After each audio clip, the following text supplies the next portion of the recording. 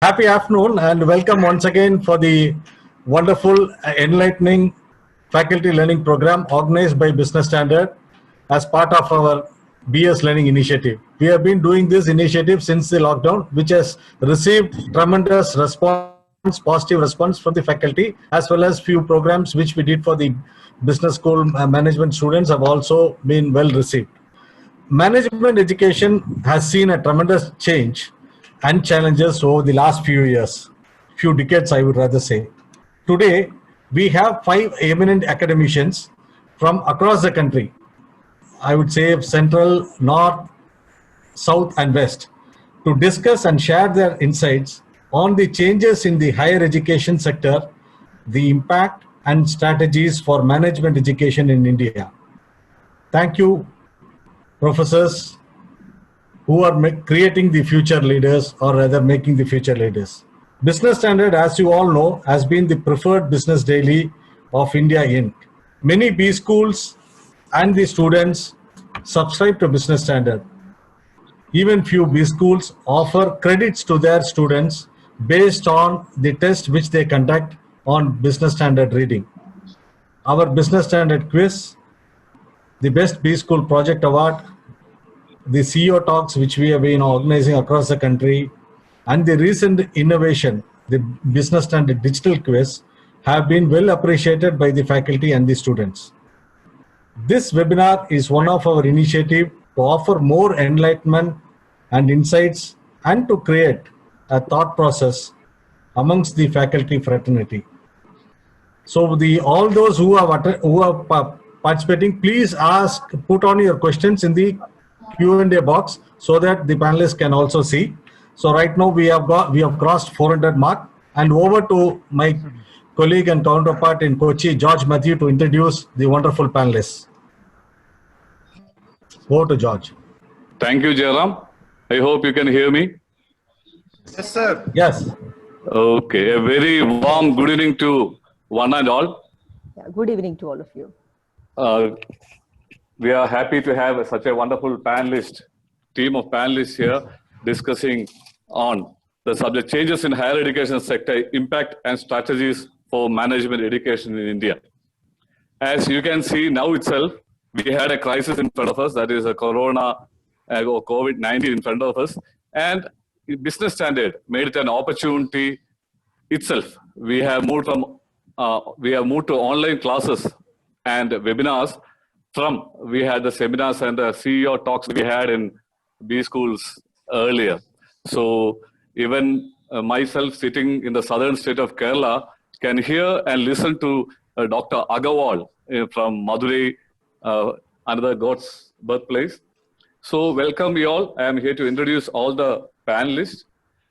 Today we have the moderator, Dr. Anand Mohan Agarwal, as the moderator for the session.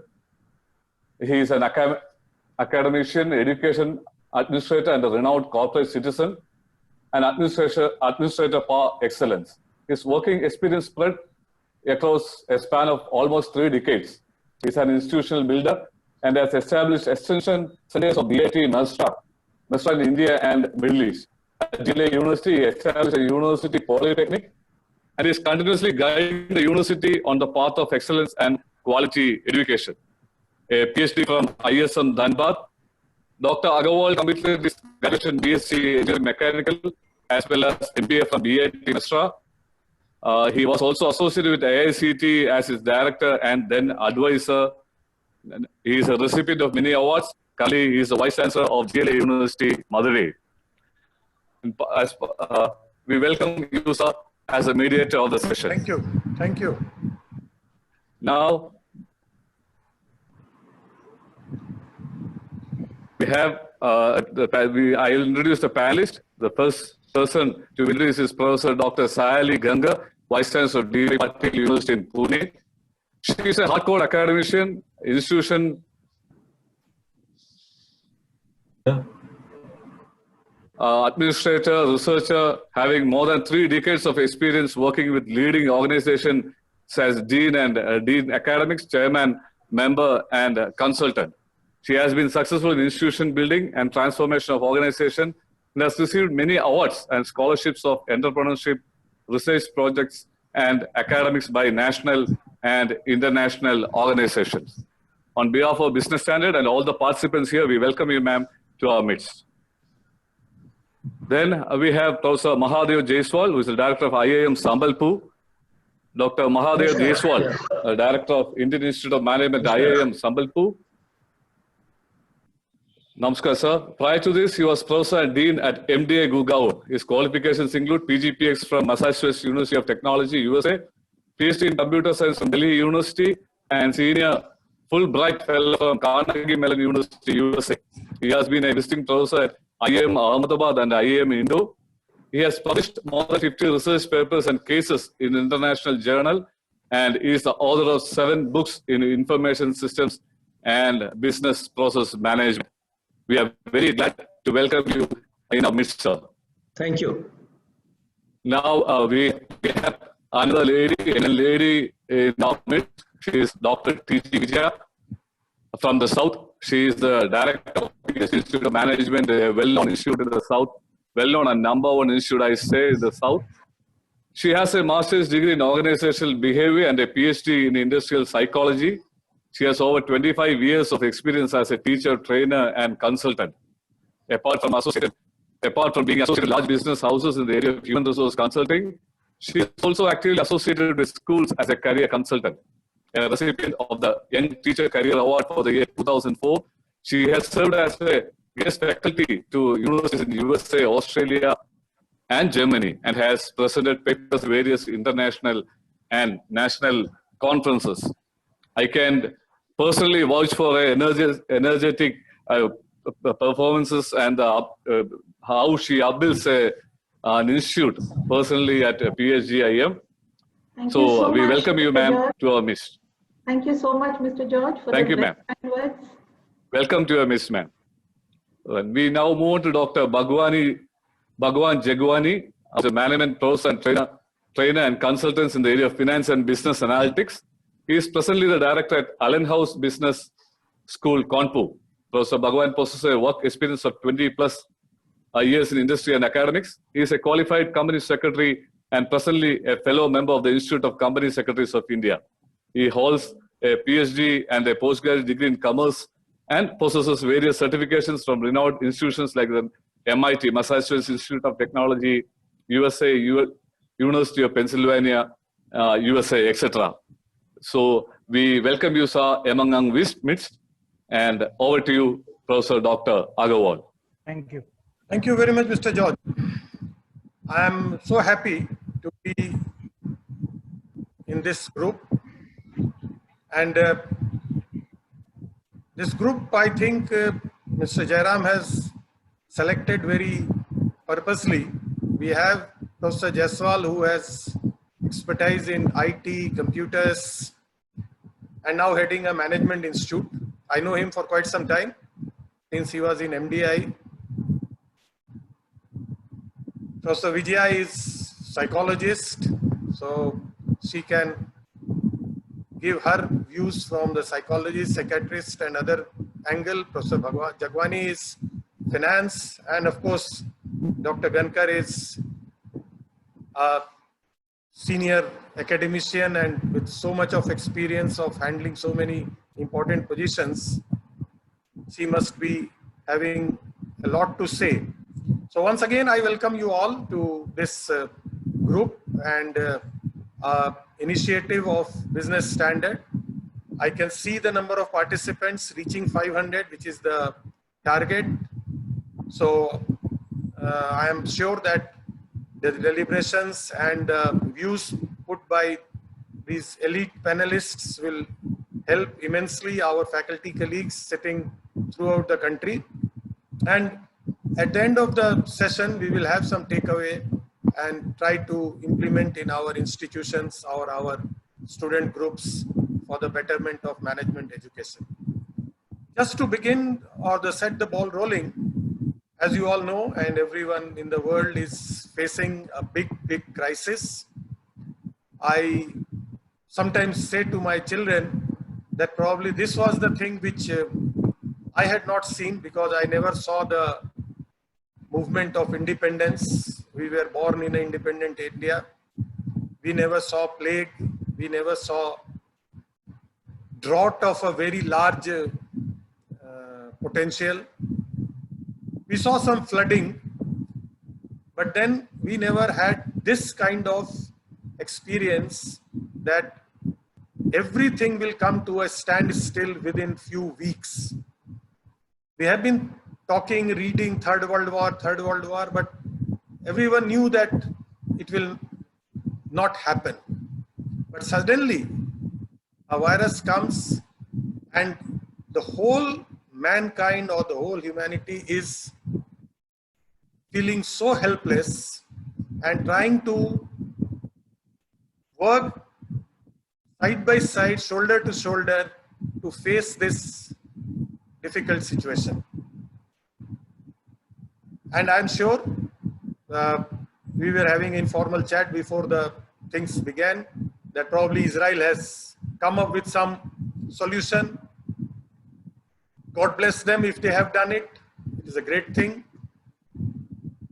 But I'm sure that we all will face this situation and come out with flying colors, with new things, with new method of work and so on. The way I have thought of to conduct this discussion, that we will have every panelist speak for about 15 minutes, give his view. The participants are already, they have been requested, and I'm again requesting that they have, if they have any questions, they can put in question and answer block. We will try to answer them as much as possible. And after 15 minutes, but it's not a very rigid thing, 10 to 15, 20 minutes, every panelist can give their views, opinions, suggestions, solutions. And then we will have a discussion among ourselves for about 10, 15 minutes. And then we will open it for question and answer before we wind it up in the time given to us. So can we start with Dr. Gankar? Very good afternoon to all of you. Thank you so much for the introduction and the discussion. In fact, all these panel discussions which are happening across the country are definitely contributing for the learning process of each of us, right? Definitely because of the pandemic, currently the world is at standstill position, and the universities are also facing a lot of problems and challenges. Thank you, Business Standard, organizing this particular session and having so much of attendance, more than 500 people, those who have joined us online. 2 months back, we never thought that online education will come or online learning will happen in such a big way. The faculties which were initially confined to the traditional way of working and traditional way of teaching has now shifted to the new world of education with the help of technology. And I think that is the message and the learning which has happened because of this pandemic situation which has arisen. Having said this, definitely there are many challenges, and more than 60 million students across the globe are now confined and they are at home, including the industry.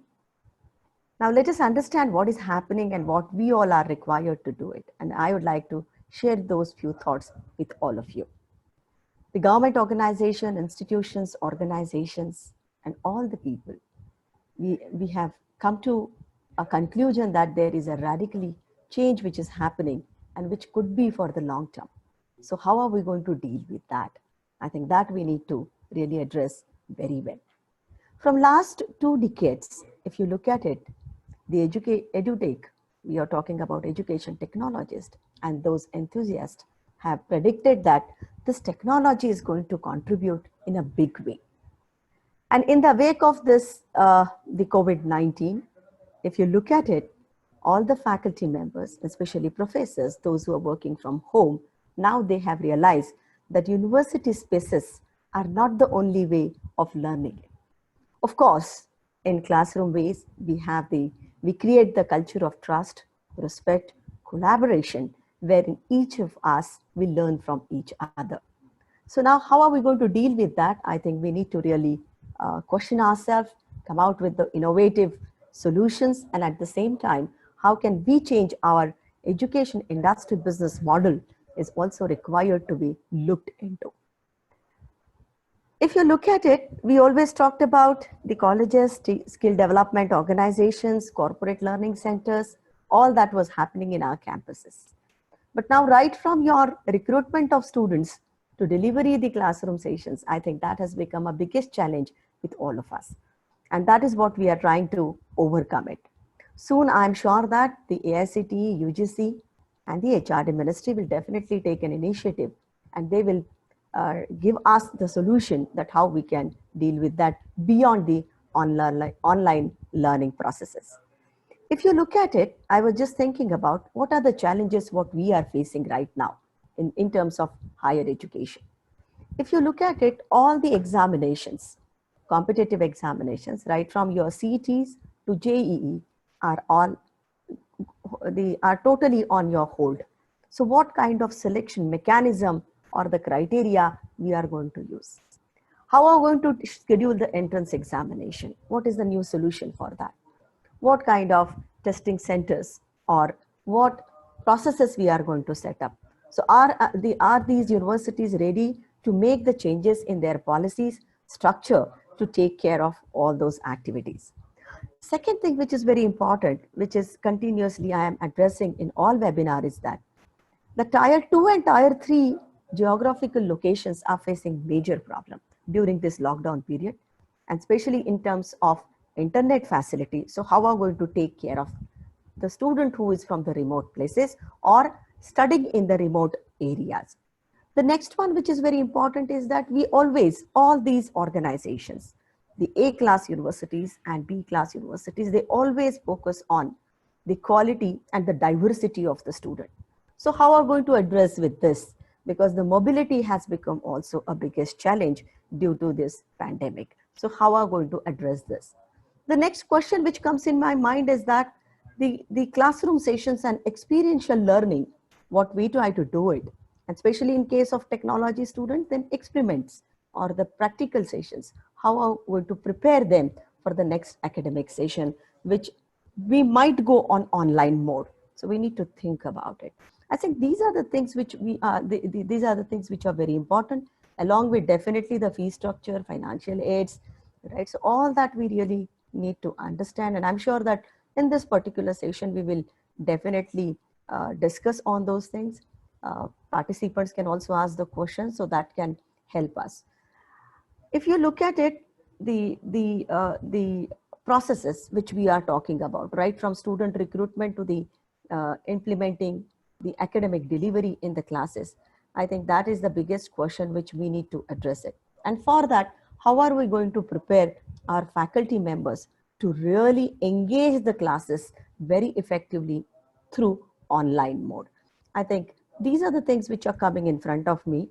I'm sure that during this particular discussion, these questions will help us to think, to deliberate, and we might come out with the new solutions for the next 2 to 3 months. So thank you so much for allowing me to pose these questions with the panel. And I'm sure that we will go one by one and we will discuss it on, especially on sectoral issues which we are facing. We will go on the qualifications and degrees. We will discuss about the academic program structures. How can we bring the online education, the processes like which are the certification programs which are very popular through Coursera, MOOCs, NPTEL. How can we weave those inside in our academic structure? I think these are the things which we really need to understand. How we will attract the good student to the campuses from across the India. International student is also one of the questions which is happening. I think we really need to work on these lines and then come out with the new innovative solutions. I'm sure that during this particular discussion, I'll also share that what my university is doing for our current students and for recruiting the new student for the new academic session. So thank you so much for allowing me to speak for 5 to 10 minutes over here. Thank you so much. Thank you very much, madam. Yeah. The 2-3 points which you have said and are really very, very challenging. The technology part of the online delivery mode is a big, big challenge. Number one, because of the connectivity issues. Our students live in far-flung areas. They are having their shortcomings in broadband capacity. They are having their connectivity issues. And also sometimes they, because of their financial conditions, they may not be having too much of smartphones, etc. also. The second thing which you said is also that how are our faculty ready for taking online classes? Because till now, though AICTE, UGC and all other agencies have been talking, AICTE allowed also 20% MOOC credit in every semester. But then things were going little slow. We were not very much comfortable with that. But as in our own university, it happened that once the lockdown was declared and everything came to a standstill. Standstill process. True. Immediately started finding out what are the online platforms available. And then we started with Blackboard. But then suddenly Blackboard raised a red flag that no, you have 10,000 plus students, we cannot allow you free. So then again, our faculty first learned how to do the Blackboard thing. Then we have to come back to Zoom. And then Zoom, of course, was a cheaper alternative. We bought about 150 licenses for Zoom. And somehow we are conducting the classes, which is going to end this month. So all these faculty challenges, that how are they, how much effective it is, because we do not have structured presentations ready. We do not have all PPT ready for the online mode. So these are the challenges. We will certainly discuss it further. So can I now request Dr. Jagwani to join and give his views? Dr. Jagwani, please. Thank you, gentlemen. Thank you, ma'am. Before I start with the current situation, let me deliberate upon the paradigm shifts in the education industry that, or sector, that we have noticed. Now, there have been three revolutions, if you talk historically. Something that happened in the 13th century when we had the Paris University, where all the students were, all the people were asked, the pupils were asked to assemble under one roof, and the professor used to come, and then he used to have all those notes on leaflets, because print industry was not in existence at that time. So probably we had a scenario where there was a classroom, there were students, there was a professor, and it was a leaflet, notes. So what used to happen, he used to dictate the notes, the students used to write down. So at the end of the course, there used to be 60 books. If suppose there were 60 students, with every student ending up with a book, because if you're supposed to write notes, then you have that book prepared with you. And at the end of the course, the end of the program, you used to have a mini library with yourself, with a book for every subject. Then came the second revolution, where we had print media. We had books being printed. Still in that revolution, students were asked to come inside the classroom with the book. Teacher, refer certain portions of that book. Still, the classroom wasn't sacrificed. Now you would guess as to where I'm leading all the gentlemen to. The classroom was not sacrificed at that time. And then we had another revolution, something in the 20th century, or probably much earlier in the case of Western countries, where we had the digital thing entering. And then we had hypertext, we had all those things. So now still the classroom was not sacrificed. And then we had books also, but no longer the faculty used to, literally refer portions of the book, but we used to carry a book. And then the faculty used to have his own, PDFs and his own online resources. Now we have this paradigm shift. where literally students are forced to leave the classroom due to the current pandemic. So in all the things that I shared with you, one thing was common before the current pandemic, the classroom. And now we don't have a classroom. The students are scattered geographically. And then there comes problems how to reach to those students. So this is a paradigm shift where the most important thing, the most energetic place, classroom is sacrificed, not voluntarily, but due to the current situation. So that's the essence of a classroom. Now, if we talk about online, which you would see would be something that would be in contrary to a single classroom where the students are under one roof. If you talk about online, then there comes challenges. And we know that all of us have started on, we started online education to reach out to every student. But yes, if suppose we are asked, and we are asked to reply this question honestly as to what is the efficacy or the effectiveness of the online education, I don't think that we'll be able to give a concrete answer to that. At least I'm not able to give a concrete answer to that. And then the average speed of internet here in South Asia, if you talk about Singapore, the average speed of internet is 70 Mbps. If you talk about India, it is somewhere around 6.5. So how to reach out to students, whether education is being reached out to students? We have LMS, we have the website where we upload, and there are certain universities who have solicited research education materials from the professors of affiliated colleges and asked to upload the same on the website of the university or the website of the institute. But one thing that is common is availability of device. We are talking about internet. Let us appreciate the fact that some of the rural students don't even have access to the device.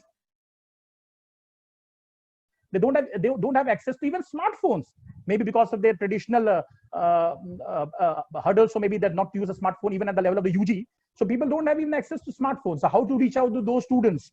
And even in the online initiatives that we have taken, I can relate about what we have observed here. Much of the reliance is on WhatsApp, because that's the most easiest mode of transferring information as compared to conducting a Zoom class, or maybe conducting a WebEx class, or a Microsoft Teams class, or Google Classroom. So probably that's one of the things. And let me also bring forth another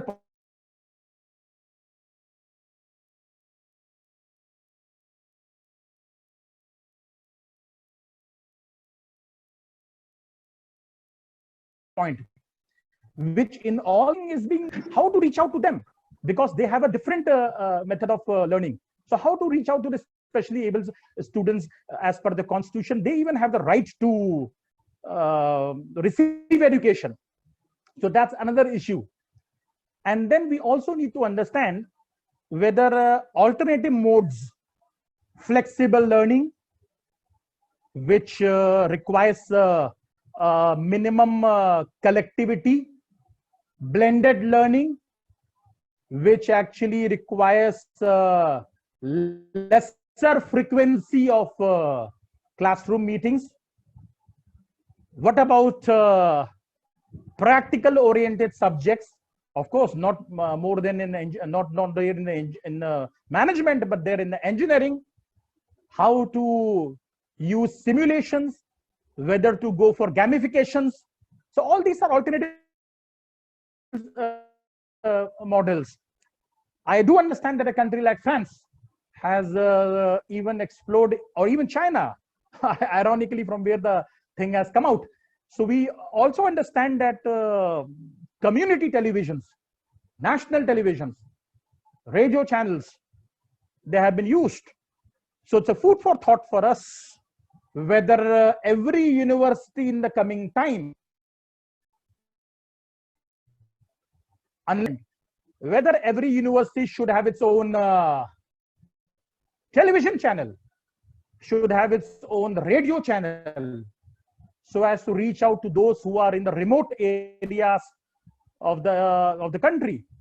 And at the same time, as Dr. Sayali mentioned, international admissions.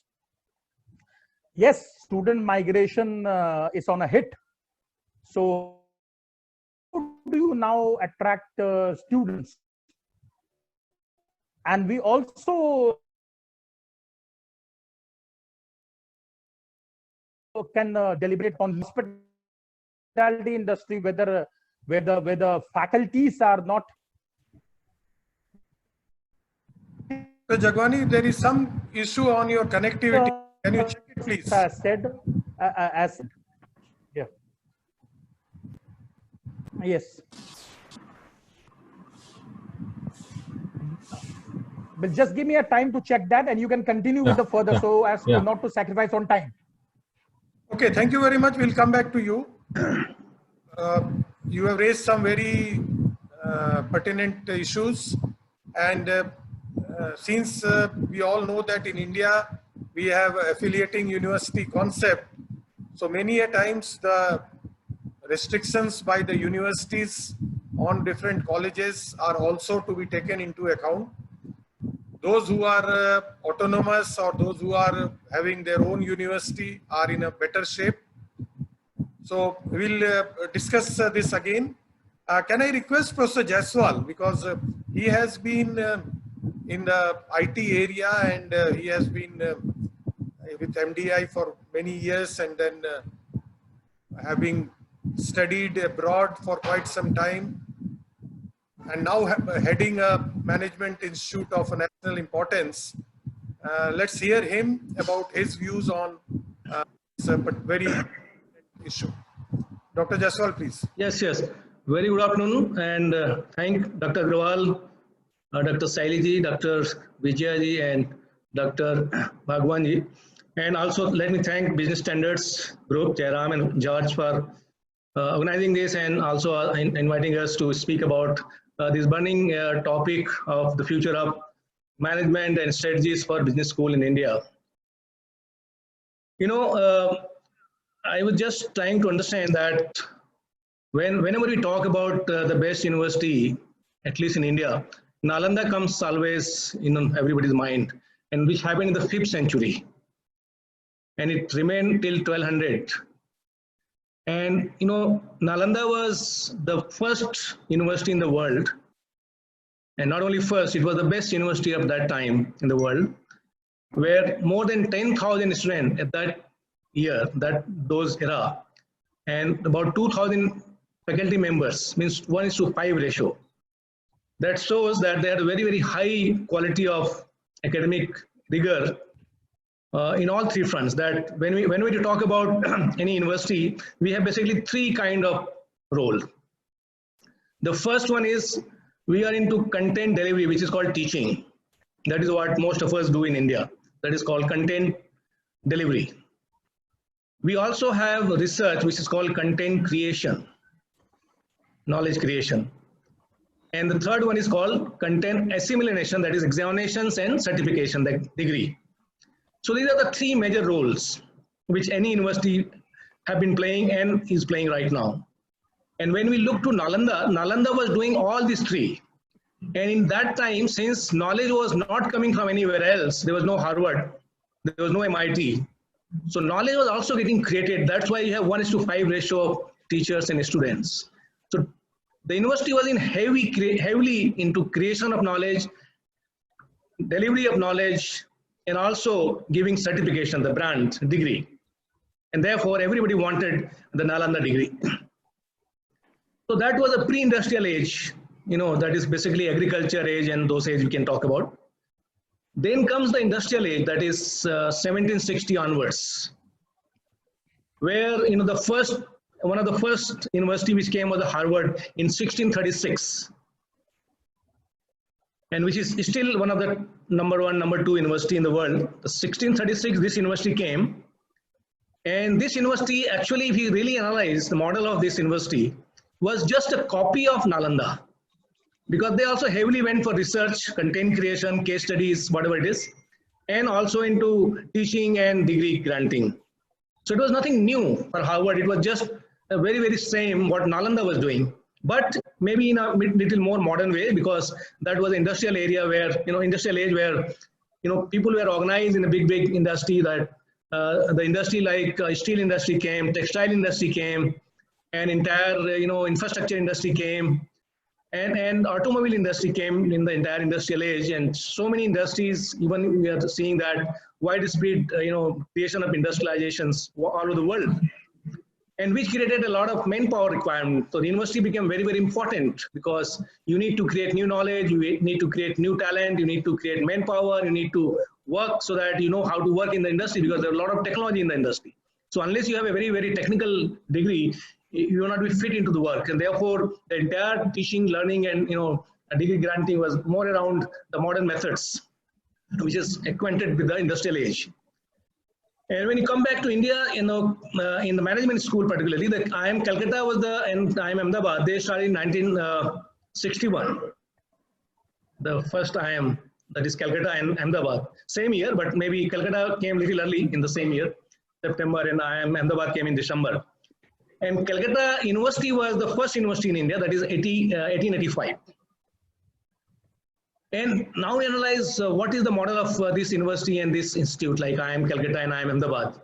So what IIM Ahmedabad did, IIM Ahmedabad collaborated with Harvard Business School. So they said, let's try to understand how Harvard does, and similar line, Harvard Business School, they collaborated, and they created entire case center. They acquainted their teacher that you have to write case studies. You just try to work very, very similar to that. So what Nalanda was copied by Harvard, now IIM system started copying from the Harvard. There was nothing new again, it was very, very same. And even the Calcutta University was very, very similar to all those universities in the US. Maybe we were poor in terms of knowledge creation, but if you see, like I happened to work in Carnegie Mellon, and also I was student at MIT. I don't find any difference in terms of teaching pedagogy. When you go to the class at Harvard or MIT or Carnegie Mellon, you may not find much difference what we do hit here, like same case method, same learning teaching methods like PPT and discussions. Maybe they might be better in communication, but in terms of the methodology, it is very, very similar. So, but when you see the branding, the ranking, we are nowhere in the top 200.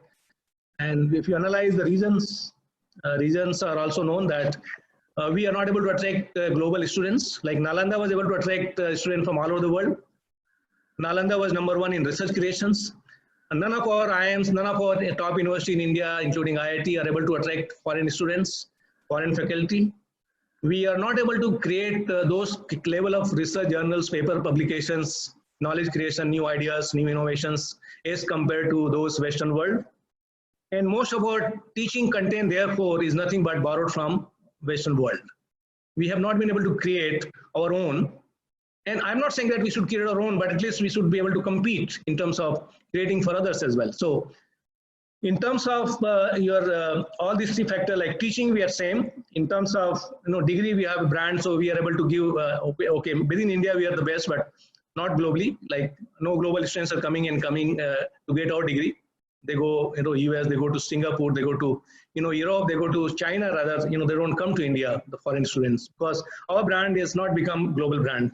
But we get the best students within our country, and we are having very, very difficult to get admissions in those IIT and IIMs and top universities, because we are having a large number of students who are highly talented but don't have access to the quality education within country at that price, and we are the lowest cost. But one good thing is that Indian degrees are lowest cost in the world in terms of the cost factors, but maybe in the knowledge factor, in terms of knowledge creation, we are nowhere compared in the top 200. So that was during the industrial age, and still, a lot of our institutions are still working like that. And today, if you go and see any university or any IIM, old IIMs, you will see huge infrastructure, huge classroom, huge library, huge computer center, and huge lawn, everything. And now when digital age comes, which is 2000, around 2000 it started when internet became very, very popular and mobile came.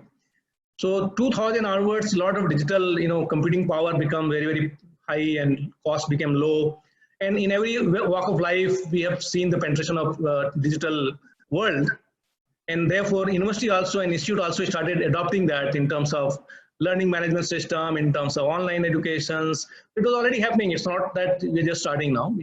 Like if you say, IIM Sambalpur, the last 1 year, we have created a digital learning centers and online classes and flipped classrooms. So everybody was doing. But now suddenly, this challenge of, COVID, which is forcing everyone, even willing or no willing, that you have no option but to, at least for teaching, you have to go online, like you have to go for online teaching.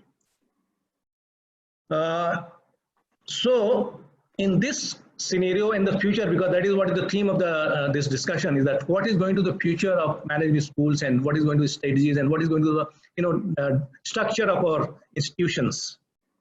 And this is purely my thought, my understanding, my observations, and it needs to be validated, but time to come, you'll come to know. And again, I will classify into 3 categories, like teaching, that is content delivery, content creation, and in terms of content simulations. Now, since teaching, which is like done using Zoom or any other video conferencing or any other LMS systems put together, teachings are generally going to be online, let's say, at least currently and maybe in future also, because COVID problem is not going to go off even after lockdown is off. It will continue. So online teaching is going to continue.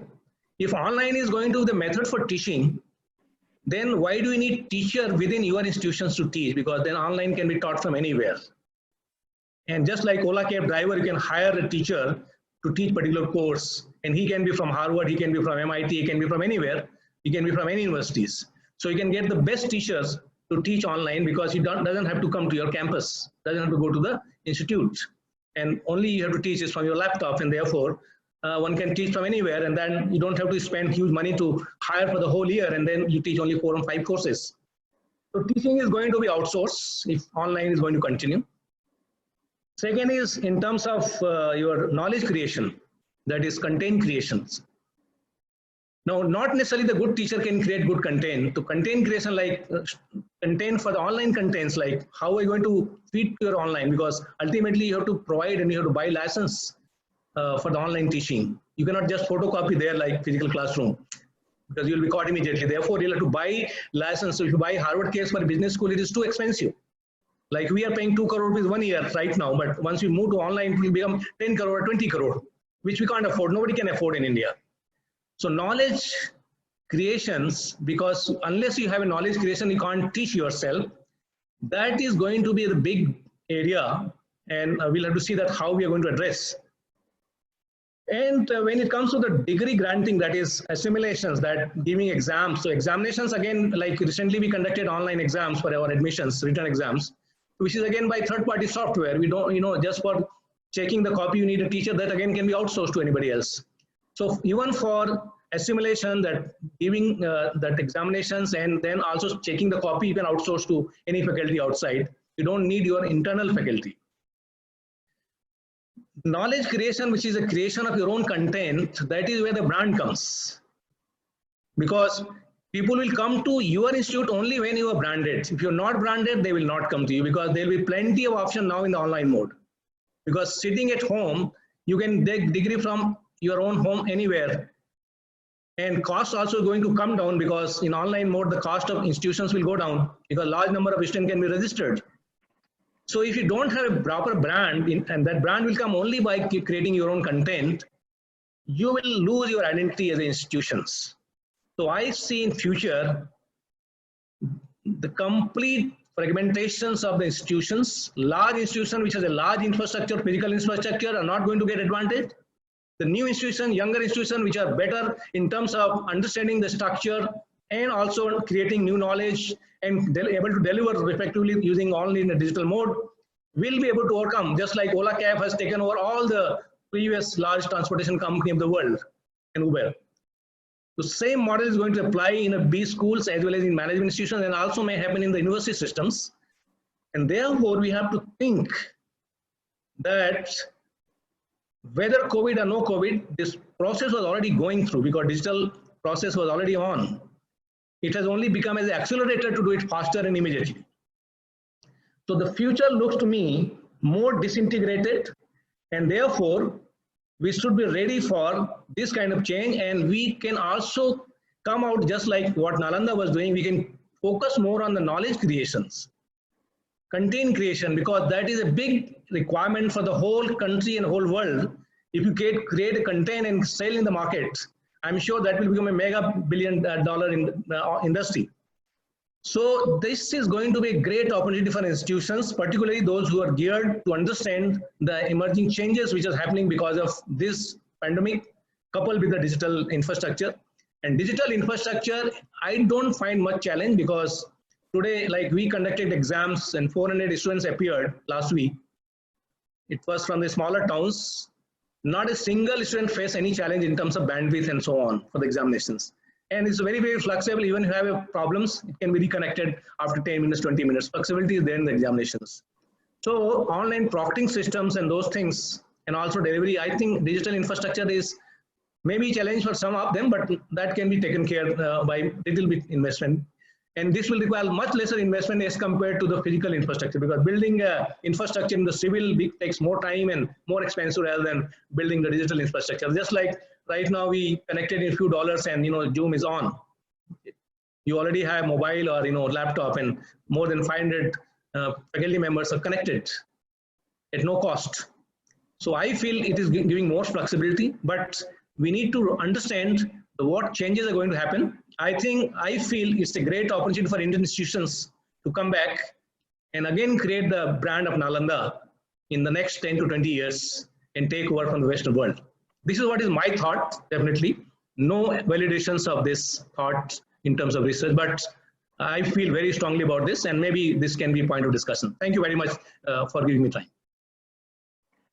Thank you very much, Professor Jaiswal. It was really very interesting to have your views and have your analysis about Nalanda and then further about the technology. You very correctly said that the cost of digital infrastructure or creating the things is cheaper than the infrastructure in civil terms, civil engineering and others.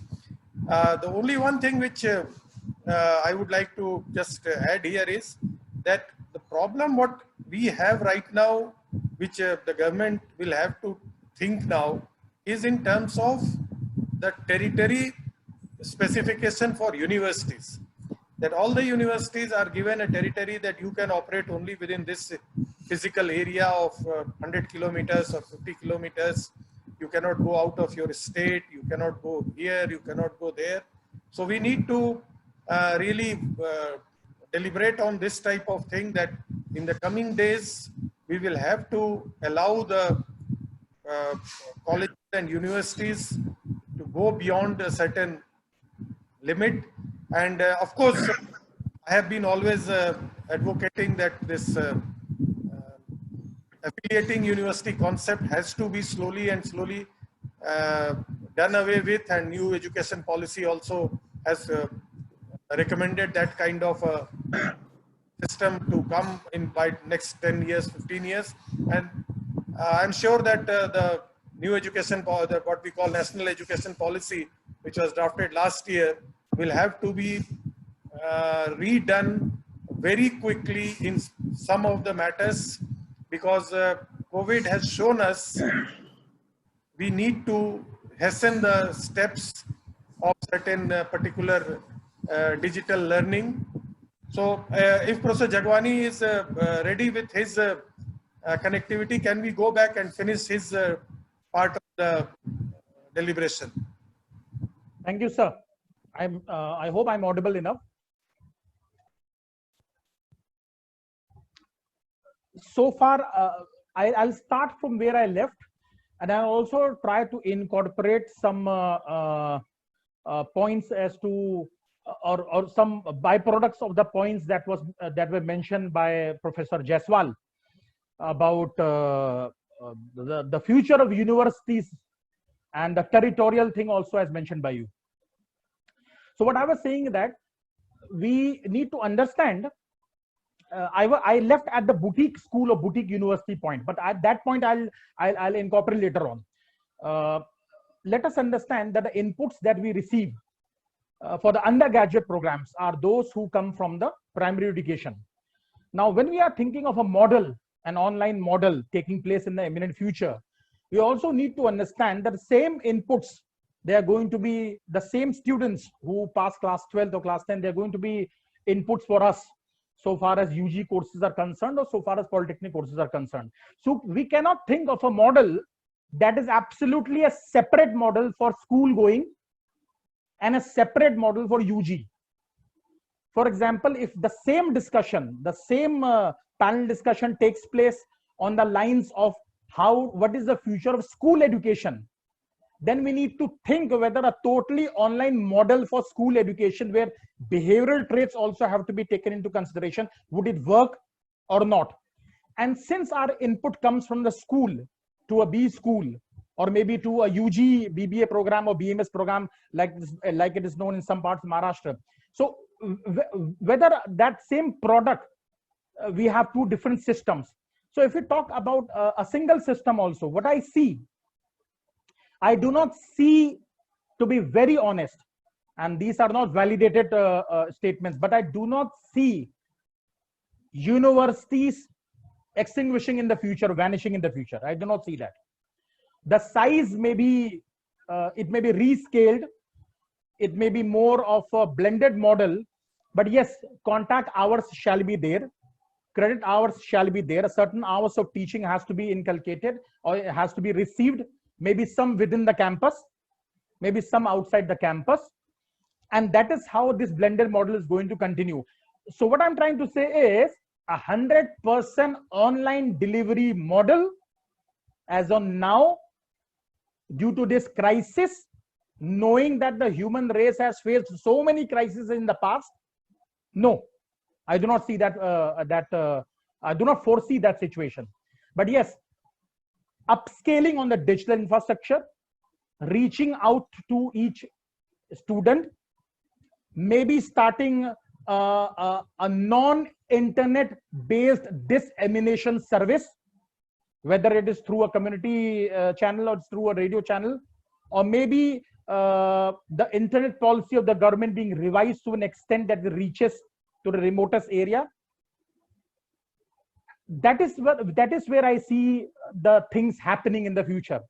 And I also see flexible learning taking place, where we have the span of education stretching from say 7 in the morning till maybe say 10 or 11 in the night, where we have different batches for those necessary contact hours.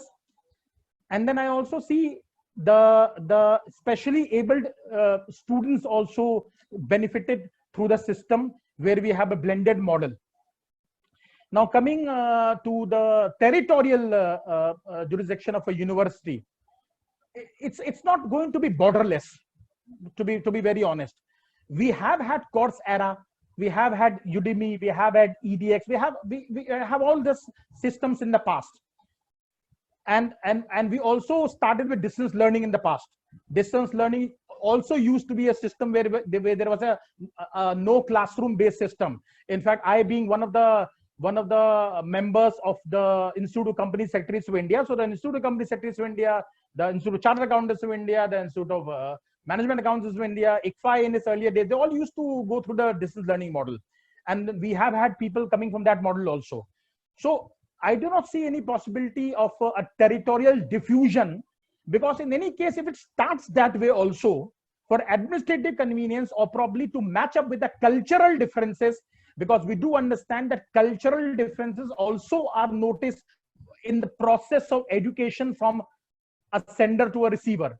So probably all those things, maybe in the beginning they get diffused, but then it will be settled so far as the territorial jurisdictions are concerned, so far as the scale of a university is concerned. I also foresee a situation, I mean, it may be a matter which, or a statement which may be taken as a childish, but now we hand over admission brochures to the admission students. So probably in that time we may hand over smartphones to them, to those students belonging to the village backgrounds or those students belonging to the rural backgrounds. So probably that is how we need to come forward to pre-recorded lectures and then certain contact hours. So this is what I personally feel so far as the future education is concerned. Now that is the content part. Talking about the internship part, we all know that the AICTE has come up with a home from internship. So probably I also see a program of a B school where the education does not go on for 21 months or 2 years on a stretch.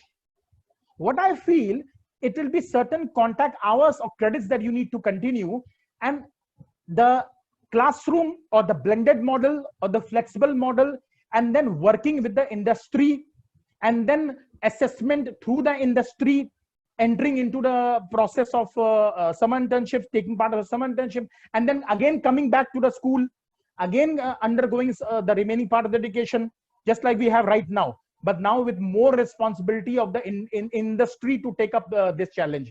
So that is how we need to go as far as our internships are concerned. And I would also like to mention about the book. It's a Routledge publication.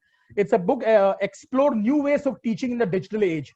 So for those of our friends who are there in the participants or attendees list, we are concerned about how to conduct laboratories or how to conduct those things, which are not more often in the management education, but yes, more often in the medical or engineering education, this book will help a lot, because this is how we use gamifications for the content delivery part.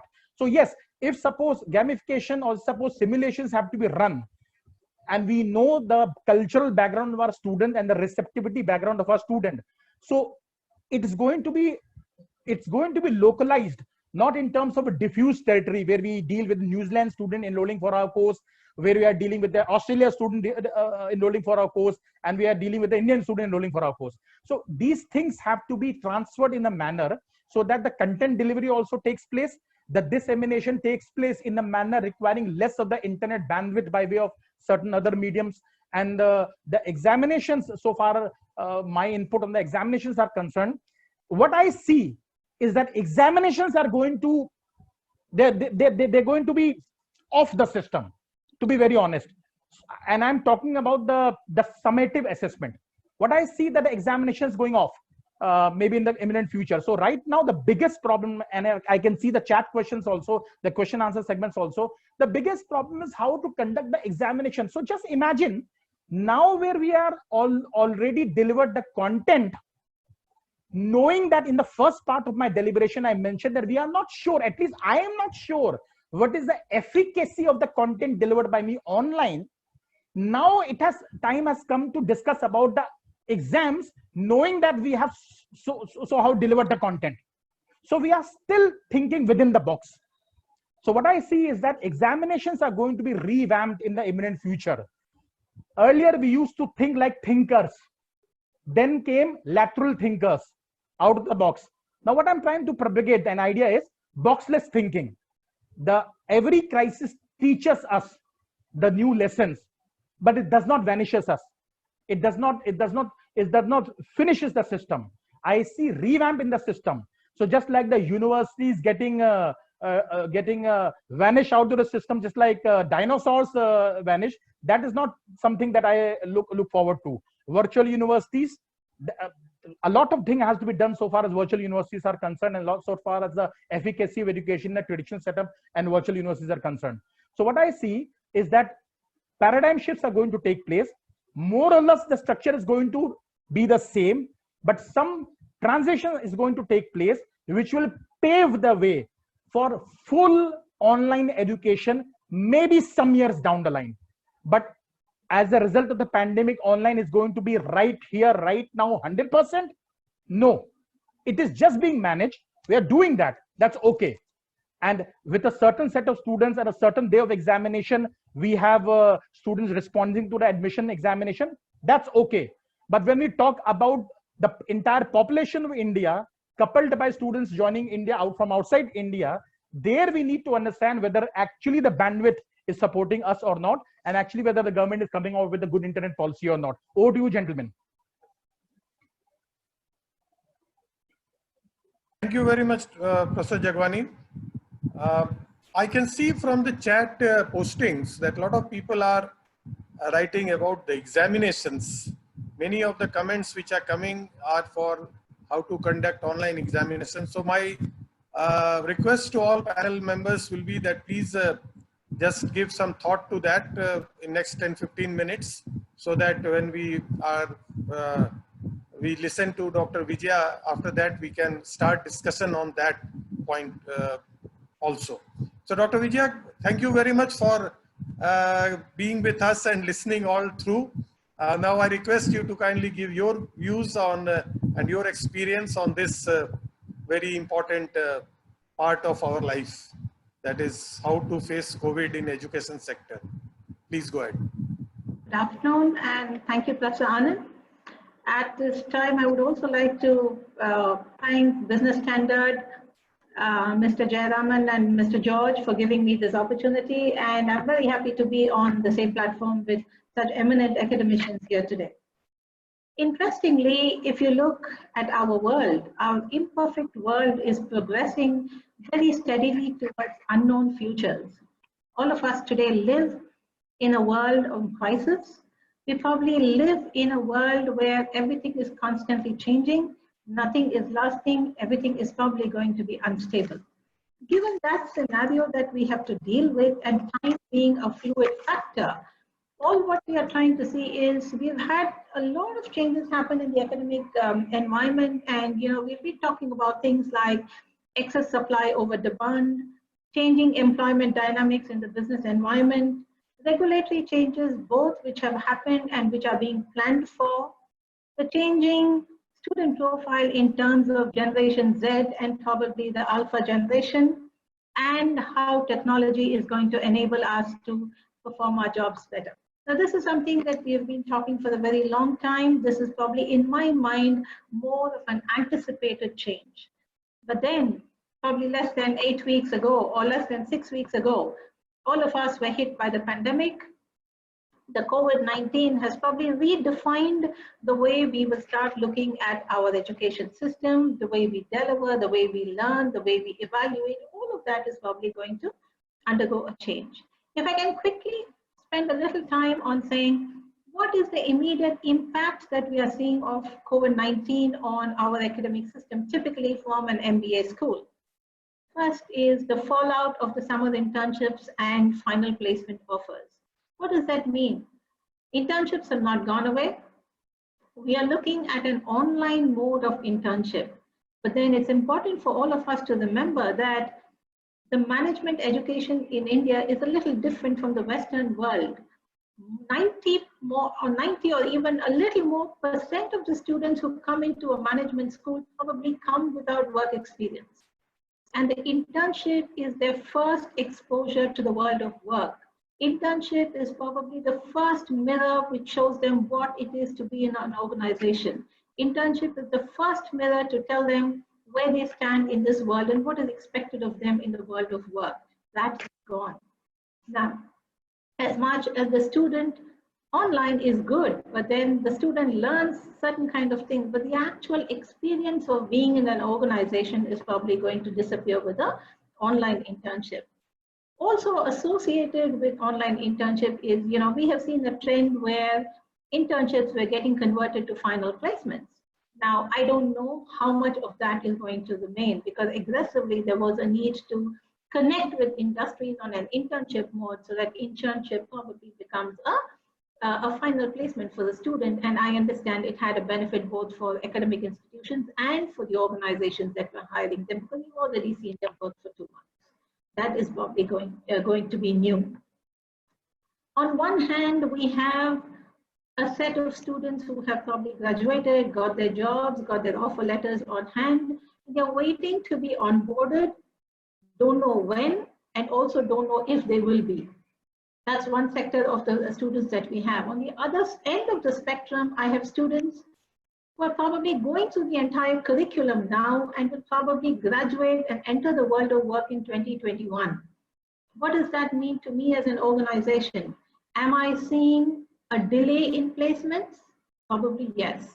Am I looking at the same number of offerings that I will have? I don't know.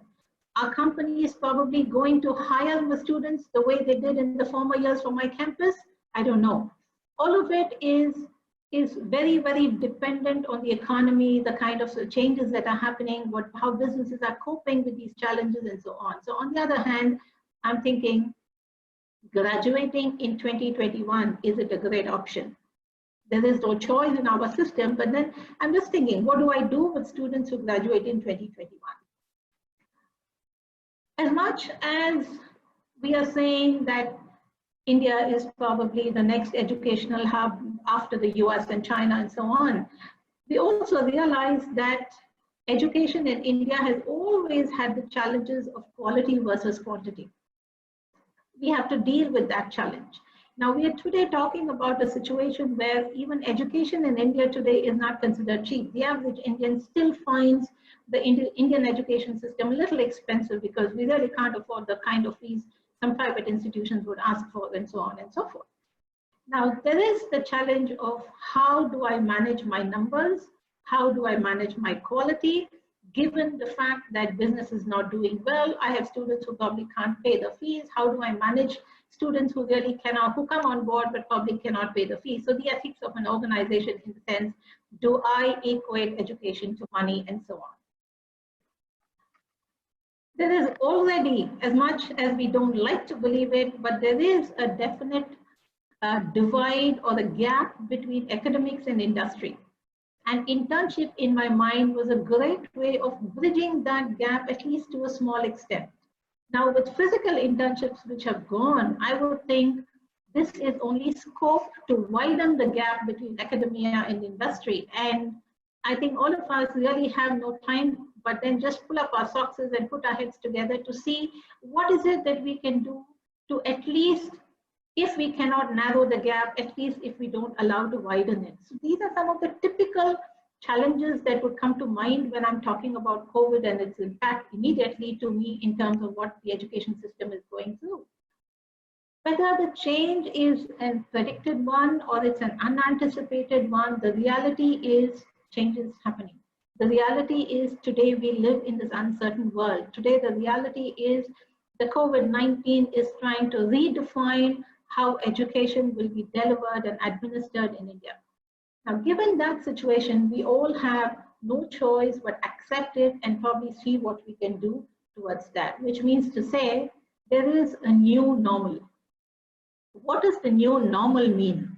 The new normal probably will mean different things to the different stakeholders of this academic system.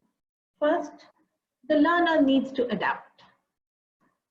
The learner probably comes into a management education after with a legacy of having been taught, having been handheld, having been told how to read, so on and so forth. And then with the current situation, we are now basically saying the student will have to unlearn to quickly learn the new way, which means to say the student will have to learn to be more on their own. There's a lot of trust, there's accountability, and performance will have to be tested and established in the new environment, which is probably a challenge to a student. There's a lot of hand-holding that the student will need at this point in time. The second major shift would also be the teacher needs to adapt. Teaching in the new normal needs a different set of skills. Teaching online is probably not the same way as teaching in a classroom. Thereby, it has implications both for the organization as an institution and also to the faculty.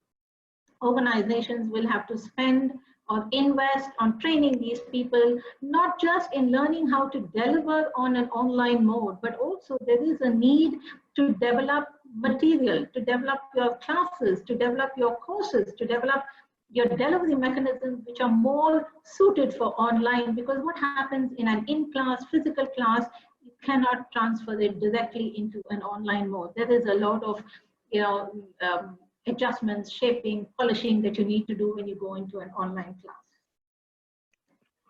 Once technology is available and expanding, the effective use will be a challenge to address. There is a learning curve that institutions will have to address, and this learning curve will come from the fact that we've all had MOOC courses. We are all talking about how half the course, half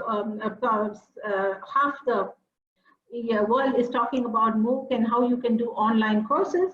But the reality is this online course is also redefining the management education in the sense it is becoming more specialized, it is probably becoming more more specific and so on, which means to say organizations also will have to see how you will redefine your entire program. Completely shifting to a virtual school will have multiple challenges. And I think there will be an emerging model where we are talking of a mix between online and probably in-class kind of situation. And so we are moving to a paradigm which is going to talk about both a click and a brick kind of a situation. It's a brick and a click situation that's probably going to define how management education is going to be in the future. If this is the new normal, if this is the way the world is going to be moving on, all of us probably have no choice but accept it. But then what do you think we can do about this? As far as I'm concerned, I just have a couple of thoughts that I could share on what we can do to deal with the new normal. One, the vanilla type MBA courses may probably to coexist with the new specializations or new intense MBAs that are going to come in, probably in newer areas like healthcare management or probably, healthcare administration and so on. So we are going to look at a shift in terms of moving away from those vanilla specializations to newer specializations. If that is the move, what does it mean? That would mean a different set, that would demand a different skill set. Skill set not just from a student, but skill set also from the faculty perspective, in the sense, as faculty and organizations, we will have to learn to operationalize the course better. And what do we mean by when we have to operationalize the course better? We probably have to create new curriculum. We probably have to indulge in out-of-the-box thinking so that we are able to create material, curricula, syllabi, all of it which is very, very different from what we are familiar with, and probably that kind of a curriculum is probably going to meet the needs of the new specializations, the new challenges that the workforce is going to come up with. Another major positive that I see in the whole process is business schools will now realize the value of co-option as against competition. Given the fact that with technology and the way employment relationships are changing, I would not think it as a distant reality that I could, or any of us could sit in any remote place and probably co-opt a faculty or an institution or an organization which is right up there, up on knowledge, and you could deliver a real high class, right up top of the line kind of an MBA program, and thereby more and more co-option will happen both internally and overseas. So that is the kind of collaboration that organizations will have to do, or probably will do, for the benefit of both of them. Adapting suitable technology and utilizing it effectively will remain a challenge. Technology cannot address many facets, especially in management education. Technology can definitely give you the cognitive skill. But then management education is way beyond just a cognitive skill. Management education is all about the softer side also, in terms of how you deal with people, how you make your decisions, how you communicate, how you're going to deal with crisis, how are you going to deal with disaster. Can you try all of that? And a physical classroom or a college is one place where the student actually gets to try and experiment with most of that. And so, as much as technology will be an invaluable facilitator and enabler, technology, in my opinion, will not be a solution to most of the issues that we are talking about. In this context, we perhaps need to reinvent the wheel. The road ahead is not smooth and predictable. We need to relook at what we do, how we do, and is it the best way that we can do what we are doing? It calls for a new thinking, a new approach. It definitely means stepping out of your comfort zone, which is probably the biggest challenge that we have. How do I get out of my comfort zone? Who do I ask for help? Where can I give help? Where can I receive help? Where can I kind of help myself to change? Because I'm not like I don't want to change. It's just that I don't know how to change. And so that's the comfort zone that we need to provide support to get people out of. In 2020, management education, I think, is as dynamic as business. And so all of us will have to move to thinking that as much as we are talking about certain models today, it probably will not be valid 6 months, 8 months from now. As much as business models are hard to predict, so also management education, which is so closely aligned to business, will not be able to have one standard model by which it can operate or probably deliver products to the society. In 2020 and beyond, entrepreneurial thinking, adaptive leadership styles, and being highly resilient are qualities that are needed not just by students, but also academic institutions, management schools will also have to have a lot of resilience to deal with whatever challenges come their way. And I firmly believe it is not education, but a kind of education that will sustain in this environment. And the kind of education typically would mean, how are we dealing with students? How are we delivering relevant value to the students? How are we with the organizations? Are we able to align our visions to the visions of the organization and so on? At PSG Institute of Management, there is a certain effort to kind of move towards whatever is happening. And there's a lot of effort in attempting to do this by leveraging technology, by investing on faculty, not just in terms of training, but also in terms of providing them resources so that they're able to create curricula, think, expose themselves to the newer nuances of the profession and probably deliver value within the class so that in the long run, we are able to deliver value to the organization. And we firmly believe that, you know, the current generation typically, in the words of Bertman, says that the current generation is a very novice, very hurried kind of a culture. They belong to a very novice and a hurried kind of a culture where we place more importance on brand new, high impact things than those which require exploration. And that's the kind of students that we get into class. And so it's important that we also alter our strategies to deal with the expectations, requirements of students, because if we teach a student with today's student with yesterday's logic, we are robbing them of their tomorrow.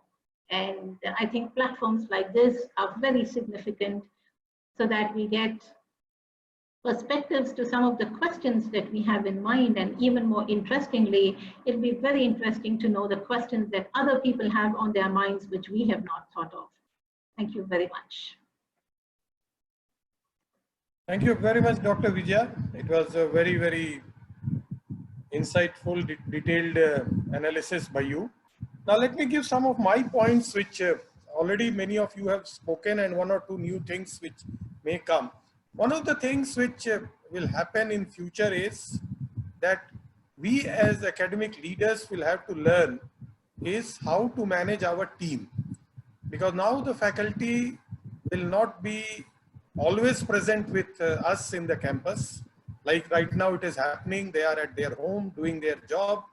And in many industries, work from home culture has been coming.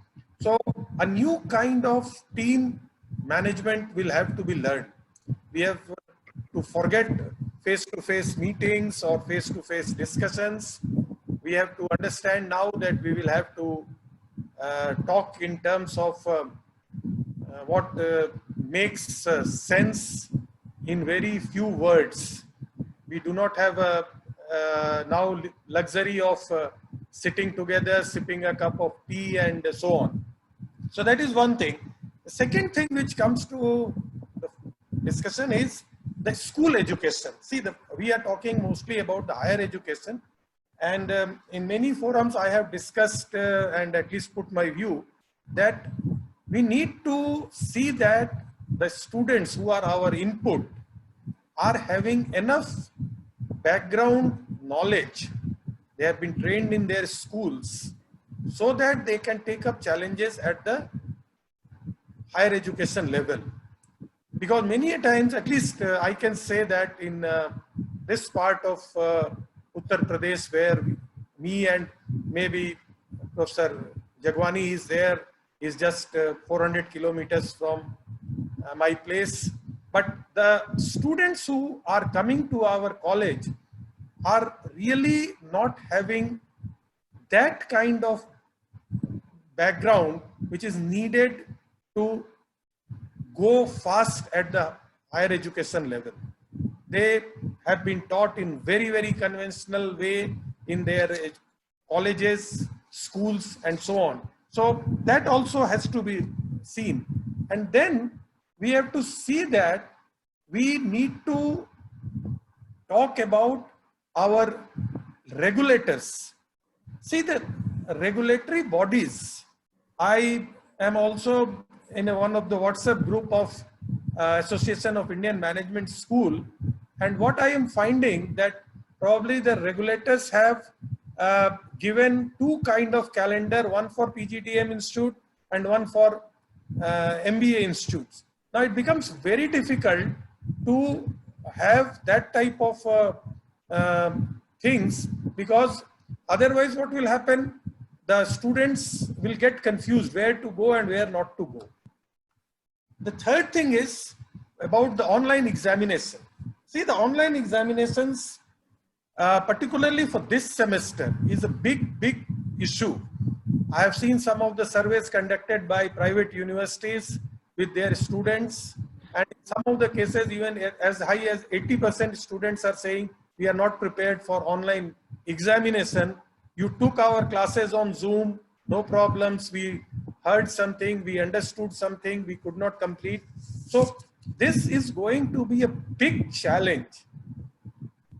I agree with Professor Jaiswal that creating a digital infrastructure is not costly, but then a lot of government effort has to be there, because we as a educational institutions can pay for the services available, but if the service is not available, it will be very difficult to pay and get the service. And even in many other cases, it may not be also financially possible for many colleges, because already they are under financial stress. Then let's come to the employers, because I saw some of the questions that, some of the chats that people are, the companies are sending regret letters. Even for some of IIMs, they have come back, the regret letters have come. So the employers will also have to take a very optimistic view of the future. They must try to honor their commitments, maybe at a delayed period, maybe after 3 months, maybe after 2 months, but they should not in haste start sending regret letters, because that is going to have very bad impact on our students who with great efforts got a job and were very happy, and now suddenly they find nowhere, because most of the campus placements in good institutions are over. No one is going to come to the campus for this batch, and it will be really a very difficult thing. Then about the utilization of physical infrastructure, because many of the private sector institutions who have created huge infrastructure, they would like to utilize it to the maximum. They would like that students come and have face-to-face classes, they use the hostel facilities and give fees for that. In government institutions also, maybe after some time expansion will stop, they will not give any further grant for any new infrastructure creation. So these are also some issues for this. Now, one of the important thing which I was reading in one of the article 2 weeks ago is the learning from peers. When the students are in hostel or when they are in the class, many students who are particularly at a little less knowledge or whatever you can say, who are little weak, they try to learn lots from their peers, because faculty may not be available always to clarify their doubts or give them help. So they learn from them. Similarly, extracurricular activities, co-curricular activities, sports facilities, so many things are there. Students were organizing so many programs in the colleges, in the institutions, and they were developing leadership skills, team involvement. So all these issues will have to be taken into account by all of us who are academic leaders in shaping our future education. See, one thing is very certain, that things are going to change and things will change. But then we must have a balanced approach, so that the U-turn is not very sharp. Let the turning be very smooth, very convenient for both faculty as well as the students, because faculty will learn slowly. We will have to arrange training facilities, we will have to give them exposure, we will have to give them facility, and they will learn. But students will also have to be given proper care so that they don't understand, they don't feel that they have been neglected. One thing is also very much important, that in our system, right from our school days, we have been seeing our teachers as role model or teachers as gurus. And suddenly if we are removing it, it will become very difficult. What Professor Jaiswal said, yes, quality will now survive.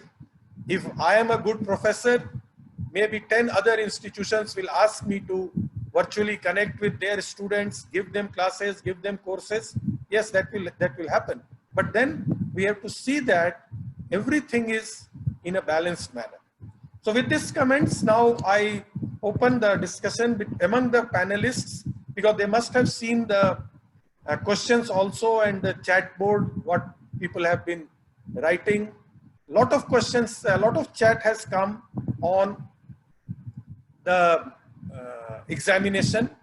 So if any one of us can take this lead, that how are we thinking of examination, one in the semester and the other in the future. So Dr. Jaiswal, can we start with you? Yeah. So we have already done online exam just last week. This is for our admission. We have about 30-minute questions, 30 minutes on, paper, in which they have to write physically and description on their case questions. Now, they have no option because students are already, the aspirants are about at many places, and there was no other possibility of conducting the written exam. So a lot of other institutions, including all IIMs, have not gone for online. They might have skipped, but we thought we'll go ahead, and we hired a third-party service provider, that is online proctoring software. I found it is much more effective than physical exam, because it checks all your facial movement, all your anything surrounding is not allowed. Immediately instruction will come to you, and you have to focus only on typing. And questions are also given in such a way that requires thinking. It is not information based. So you have to understand, in management educations, we don't overload information, because information is now managed through technology. We have to create critical thinking based answers, and that cannot be copied from anywhere. So we give problems which are difficult to answer, let him think his point of view. And that we found was very, very successful. Not a single candidate faced any problem, and more than 700 students appeared. Okay, and we kept 100 batch of 100. Only small problems came sometime, that is, his video is not, his camera is not working suddenly. So we said that, okay, you can stagger that, your exams, because, second time you can do it. So those way we solve the problem. And now it is a typed material along with the facial expressions. All the movement has come to us through PDF file, which is being evaluated by faculty, and the faculty can be at home. We have just sent it through email. You can evaluate, and there's a marker in that, and we can send back the answer sheet to the students, so they can see it's a very, very transparent process and much more effective, much low cost. Now we are also going to do for our end term exam, same pattern, which is 2 to 3 hours exams. Sitting at home, we are giving them advanced case. It's a management education, so we cannot teach them, just solving mathematical problems, but also business problems. So we are giving advanced case a day before, and based on that case, the student will have to write answers in a very structured format, again using online proctoring. So I think online examination is much, much better than physical examinations, at least in terms of writing or any kind of descriptive examinations. Of course, quiz exams are very, very easy, because those are already question banks. We have decided now onwards, all our exams, including midterm, end term, quiz, everything will be only online, no physical exams, because it's very troublesome, because a lot of our faculty are visiting. We bundle the faculty in the answer sheets and then send through postal, which is not possible now. And it takes a lot of time, and then also in correcting is also a challenge. Here, we can give answer sheet to the student back with the all kind of comments, so nobody can challenge if something has gone wrong. It's much more transparent and much more effective, low cost. So I feel a great future for online exams. I think we all have to shift to the online exam wherever it is possible. Maybe in certain case where the answers and answers are more book based, like there is state answer. I think that is where I think it may be challenging. But within the campus also you can conduct online exam based on proctoring. No need to have invigilations, because then all student can be captured through camera. But then that may not be possible in the home base. That can be in the classroom base. But ultimately examinations should shift and will be shifting into online mode. I don't find any challenge as per our experience, because we have done it ourselves. Yeah. I think. Yeah, I'd just like to add on to one thing. If we take care of certain aspects, see, lots of questions posted in the chat forum relates to online examination as such. So if we take care of certain aspects, examination conducting online or offline would never ever be an issue. In fact, I support Professor Jaiswal that online examination would be the new normal if suppose certain things are taken care of. Number one, of course, we need to have good internet connection, which in his case, he was fortunate enough to have it, and his students were fortunate enough to have it, with some problems here and there. That's always understandable. Number two, we have proctored solutions. We understand that in the Western countries, Pearson, Lockdown, and all these browser services have started where we have proctored examinations. And one of the companies, the management, the B schools would appreciate that companies like Berger Paints, etc., they conduct their interviews through, proctored examination, where if you dwindle around the laptop, you are inactive, and suddenly the screen gets logged. Again, at the background, there is a technology. And a recruitment company, lots of questions are related to recruitment, for which I would like to answer later on. So even a recruitment company in the normal period when we never used to have a lockdown, never used to send any observer for those online examinations. So this means a solution always used to exist. Number one, internet. Number two, proctor examination. So now these are summative assessments. What about the formative or the continuous assessments? So there the faculty needs to be trained to have simulation exercises, to have gamifications, because Dr. Anand Agarwal said that, and it was a very wonderful thing. And in fact, Dr. Vijay also mentioned, management education is all about certain skills that require interpersonal skills, team building, and all those behavioral traits. So probably the best way we can assign a problem solving, critical thinking, the best way we design an assignment, the best way we design a gamification program, the best way we have a simulation exercise, and that through the internet, and we have plagiarism softwares intact just to see whether things have not been copied. Continuous assessment, summative assessment would never ever be a problem. So taking this COVID-19 as a cause, the effect should be to save on the nuances that we face in a physical examination. That's a very good takeaway from the current crisis. So this I wanted to add on. May I request Dr. Gankar to add something?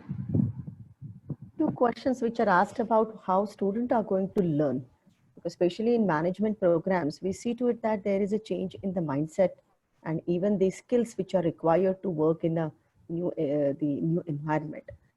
In case of that, I think online teaching, a major shift is required to be done by training the faculties in new areas, because we have a habit of having sharing a lot of materials or using PDFs and PPTs with the students. So how are we going to train them? That is one question which I can see it over here again and again. So new skills, which could be like, we can say that the behavioral analysis part of it, that while teaching and doing imparting a concept, right? So in that case, how are we going to set up the contextual learning along with the behavioral analysis, content delivery mechanism? That also we need to understand. Can we come out with the new pedagogy which can help you to develop these students with the help of appreciative inquiry kind of setup, wherein they can engage student on continuous basis. right? Because we are here talking about critical thinking, critical writing, problem solving, team building, collaboration, all those sort of skills. How are we going to design those assignments or the kind of contents which can really help us to understand how the student is learning? At the same time, we need to understand the individual learning process, especially on online learning mode, because when we are in class, we can observe them, we can see them, we can make the changes, right? We can and that feedback mechanism is also required to be done while setting up the learning processes. So therefore, I feel that the faculty development programs are required to be organized in a very successful way. We are talking about all good organizations, right? Wherein the technology is available, faculties are competent enough. But when we go more towards the different sets of organizations, we need to understand their challenges also, right? Especially the universities who do not have the digital technology set up, or could be the good faculty members, exploring the libraries which are available. I think we need to work very hard on these issues, because first comes faculty and their competitiveness to deliver the educations to the students. And then moving towards the next step is the student. And the third one is then we are talking about how to bring the experiences in class with the help of industry experts or professional organization. So can we as universities can think about various aspects, especially designing the new systems, processes, and having lots of collaboration, which can really bring this education, the paradigm shift, which we are trying to change it in a new way. So we need to think on these lines. So this is what my contribution from from the panel side. Thank you so much. Dr. Vijaya, would you like to add something? Yes, thank you. As far as examinations are concerned, yes, I think the more proctored examination is probably going to be the way forward. But what would also be nice, at least what we are trying to do in PSGIM, is move away from an examination pattern to a more of a coursework kind of a assessment, whereby, you know, end exam is really not a 3-hour sit exam, but it could be a coursework and then you deliver it. We're talking about take-home exams as a possibility, but all of this would mean to say we need question papers which are in line with that. You know, the way of the question papers that we create today probably does not permit for a very take-home kind of an exam. There's a lot of skill that would go into developing a question paper that is going to be the take-home kind or the open book exam. So there's a lot of a fair amount, I would say, a fair amount of training that all of us as faculty will have to undergo to kind of move into the new paradigm as far as assessment is concerned. I just have one question on the screen, which I would just read out and then I'll see if I can answer it. The question says, being a psychologist, what is your suggestion to address the personal interaction since we are social beings? How will the student keep himself abreast with his unique quality, since it is very much required when the students are in the job environment? Absolutely. As much as we are talking about technology probably being the way forward, I think I already mentioned that technology is an enabler. Technology cannot be a solution in itself. And that is when we are talking about hybrid models where we will have a brick and a click kind of a situation. There will be some portions that we would do in class, some portions that can go online. But as we speak, there is no definite formula that we have as to so much should be online and so much can be offline. But that is probably the way things will move on. And as far as how do you keep the human interaction on? I think even if you're doing online courses, certain things like simulations, the different games that can be used, management games, probably those are some ways by which you can enhance the interaction in the class and automatically students understand how they need to, you know, behave and react and interact and respond to people within the group, within the organization. But then there is never going to be online will never be equal to in class.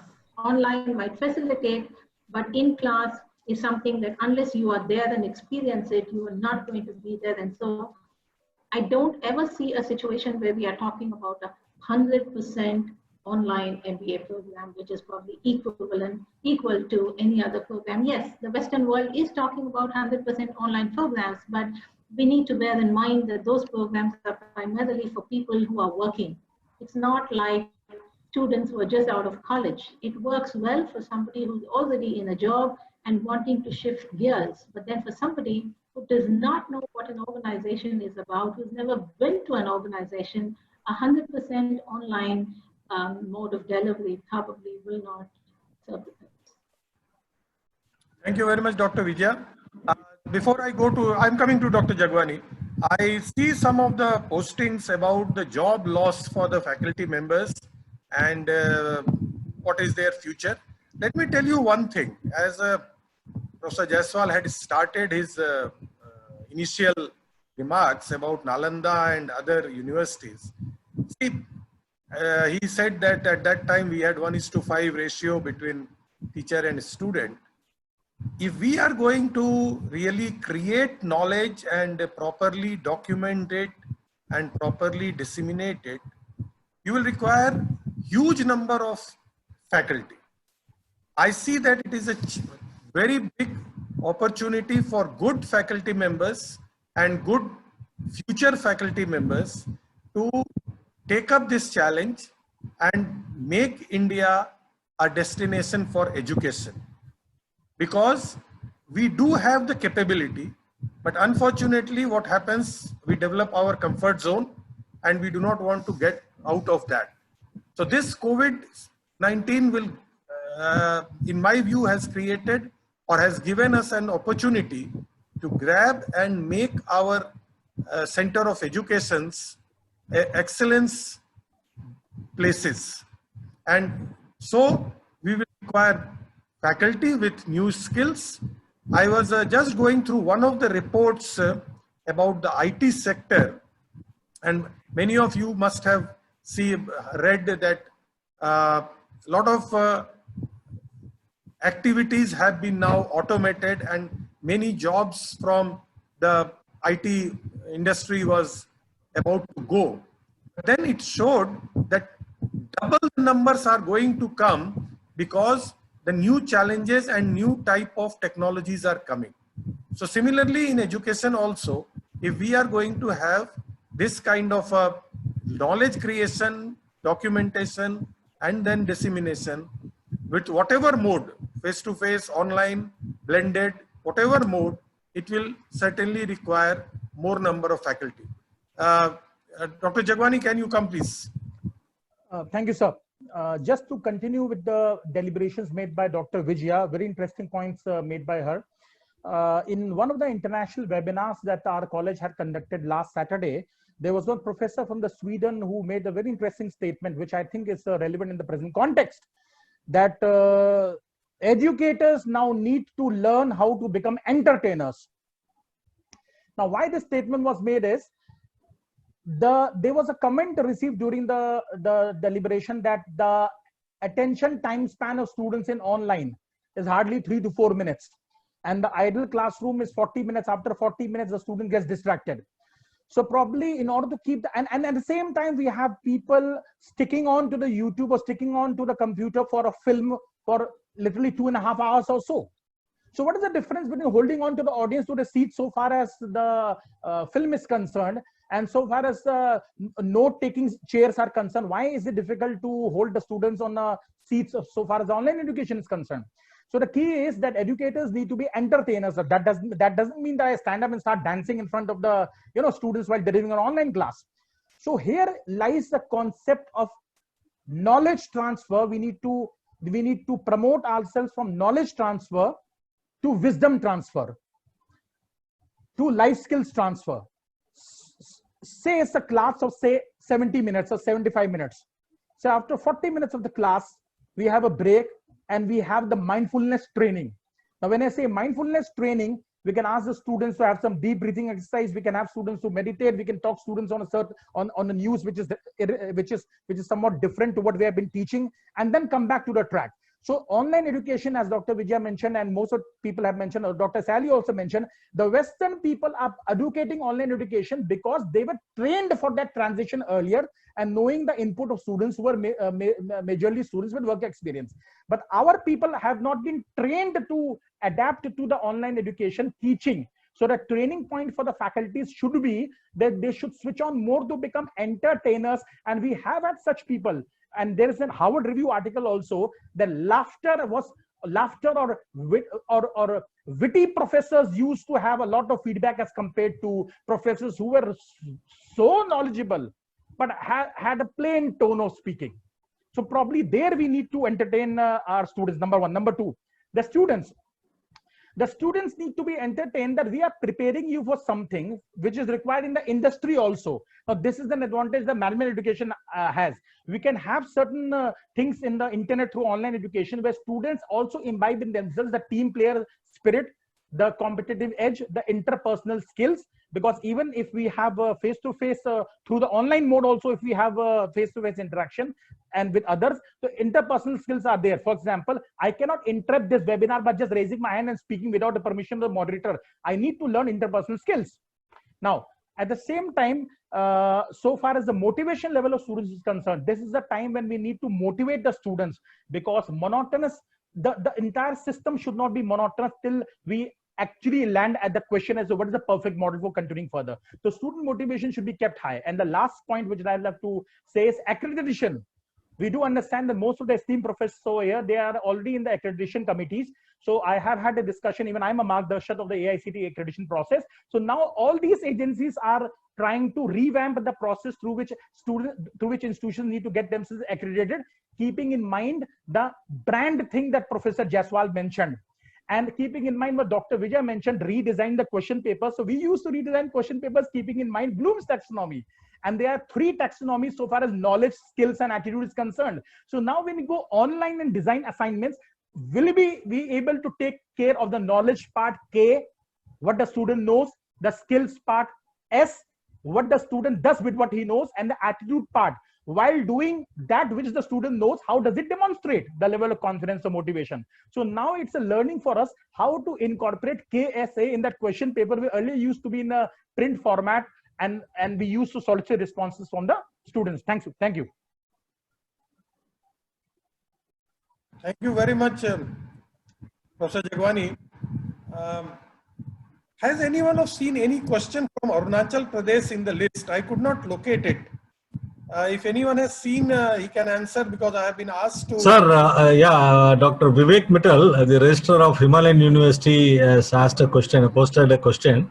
Can you just repeat it? Yeah. Are we planning to promote the students of intermittent semester on the basis of internal and assignment?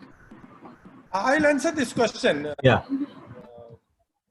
Mr. Registrar, you see, these are the decisions that have to be taken by the university, not by any other authority.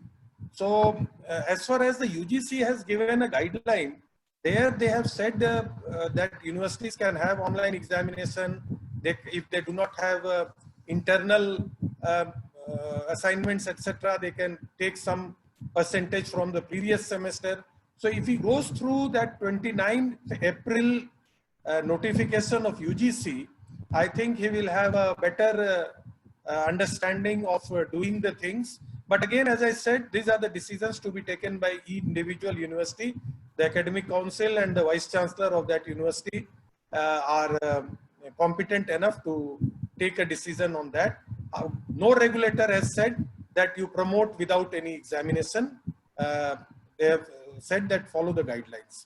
I was just compelled to say that these COVID-19 has given, certainly at least to me, a great opportunity to learn many things through webinars of this type.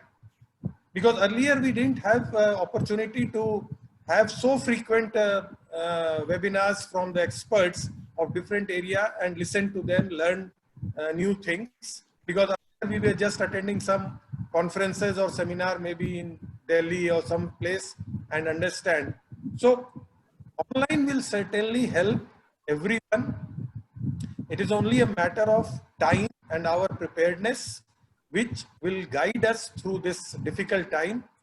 Faculty have an opportunity to learn, to adopt, and then to deliver. Mr. Jairam, can you conclude it? Or we have some more time? Yeah, maybe another 2 questions you can take, sir. Okay. Maybe the panelists or you can. All right.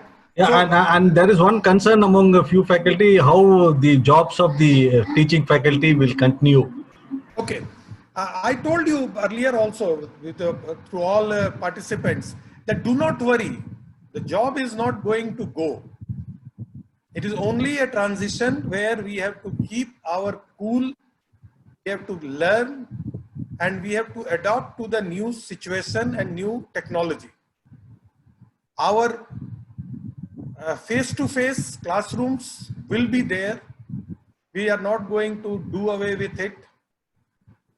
Examination in many universities will remain on pen and paper because we are not, at least for this semester, ready with online examination in totality.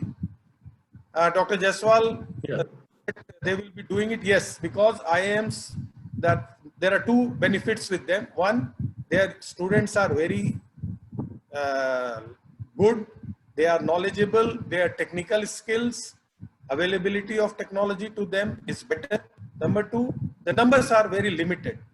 In university sector, like in my university only, we have about 10,000 students. So we have a different kind of challenge than what IIMs have. But yes, the learnings from IIM will certainly help us in the next semester. We will certainly go to them, whatever vendors they have taken, whatever difficulties they faced in this semester, whatever problems they had will be a great learning to us, and we will. But faculty will have to certainly come out of the comfort zone. That is very much writing on the wall. That please, please, please develop yourself, and then whatever subject you are teaching. I am talking of management because I have here engineering, pharmacy, everything. Every branch will have to be redone. Even in numerical problems that are to be solved, all these things have to be done. If any other panelist also wants to add, please do it. Dr. Jairam. Yeah. Okay. Can I answer this job loss issue? Job loss. Yeah, please go. Yeah. So, 15 years back when banks were getting computerized, so there was a lot of concern by the bank employee that what will happen to us, we'll lose job, and there was a lot of resistance by the union. But you have seen that due to digitalizations, more number of jobs came, more number of branches came. And today, in fact, many times more number of jobs got created in the banking sector itself due to digitalizations. I am expecting that more job will be required because teachers will be able to teach from anywhere, and there's a huge shortage of competent teacher in the whole world. And maybe Indian teachers can teach sitting here in many parts of the world, just like what they're doing for the IT industry.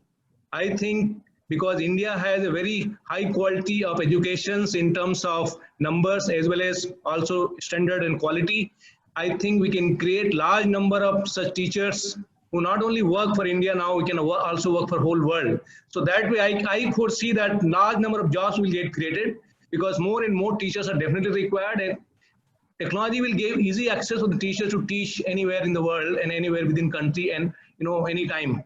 So that way I feel the education sector will boom because of this change. Yes, Dr. I'll take only 1 minute answering this question asked by many of our brothers and sisters there in the faculty fraternity. There is not going to be any loss in the jobs so far you take care of a learning from this pandemic, and the learning is pick one subject, at least one subject, which is a subject driving out of your passion, develop an online learning module of that subject.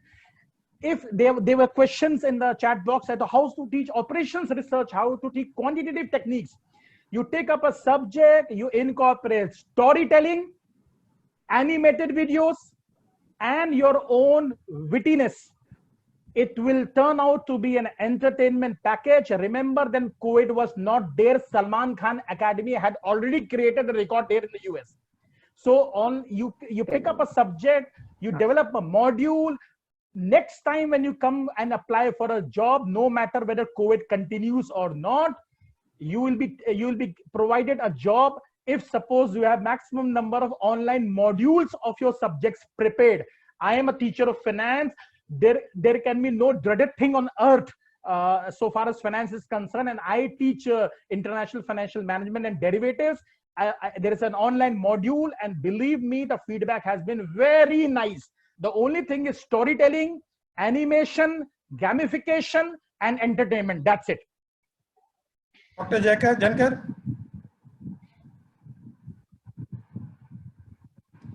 Madam, please unmute yourself. Yes. I think as rightly said by Dr. Bhagwan and Jaiswal sir, right? We have to learn many things, writing from how we are going to, so preparing pre-course work, courseworks, then after coursework, post-coursework, all these activities are required to be very much aligned, right? Storytelling, case studies, then your simulations, designing the MCQs, real-time questions, case studies, right? So these all things can be very, very interactive, but that requires a different sets of skills with the faculty. So they need to really gear up. They need to acquire those skills to implement successfully. And I'm sure that they can be able to do that. Thank you. Dr. Vijaya, please. I just have a thought regarding job losses. To do the task that machines cannot, or even simply use machines more effectively and productively, humans need to upgrade. Moving from skill of doing to the skill of managing digitalization is the call of the future of learning, in my opinion. Thank you. Thank you very much. And I must thank participants. More than 80% participants remain throughout with us. And I'm sure that the deliberations here will benefit them. Thank you, Dr. Jagwani. Thank you, Dr. Jaiswal. Thank you, Dr. Gankar. And thank you, Dr. Vijaya. Jairam, over to you. Yes, sir. Yes, sir. So, in fact, it was indeed a very insightful session.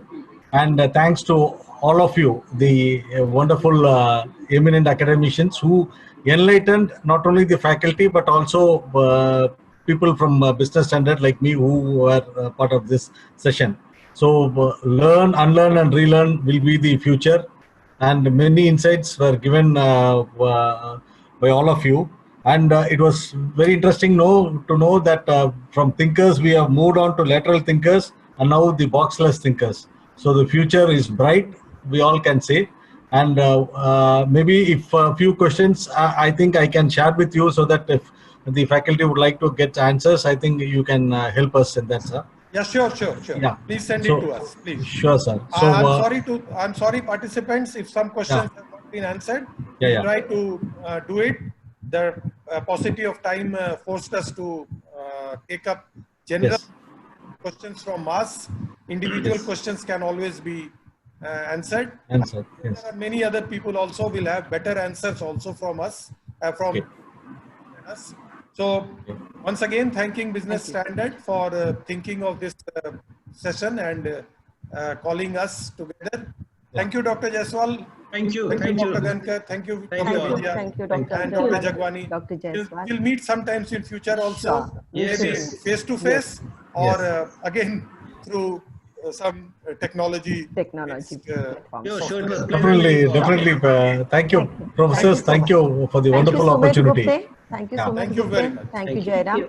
Thank you all. Thank you, everyone. Sumit, I always say that observe social distancing, but practice distant socializing. Oh, Yes, very nice. Yes. Very well Good, said. good. Take Thank away you. for me. Thank you. thank you. Jairam, Thank you you. can Yeah. close the meeting. Yeah. Thank you. Thank you, sir. Thank you. Thank you.